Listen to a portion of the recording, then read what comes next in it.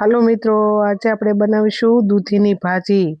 દૂધીની ભાજી બનાવીશું એટલે બાળકો નથી ખાતા દૂધીનું સબ્જી, એ માટે આપણે વિચાર આવ્યો છે કે દૂધીની ભાજી બનાવી.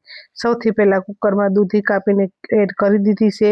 એમાં થોડું એવું જ પાણી એડ કરવાનું, કારણ કે દૂધીનું પોતાનું પાણી છૂટે એટલે એમાં અબજબ થઈ જાય. એટલે આપણે થોડુંક જ પાણી એડ કરવાનું, 4 સીટી કરી નાખવાની એટલે દૂધી સરસ બફાઈ જાય. વધારે બફાઈ જાય એકદમ કુમળી દૂધી લેવાની એટલે મસ્ત કૂણી આવે, બફાઈ જાય તરત. દૂધી બફાઈ ગઈ છે, કડાઈ લઈ લીધી છે, એમાં તેલ એડ કરી દીધું છે. આપણે સાઈડમાં જો દૂધી ક્રશ કરી નાખી છે, મેચ કરી લીધી છે મેસરથી, એકદમ સરસ બફાઈ ગઈ છે.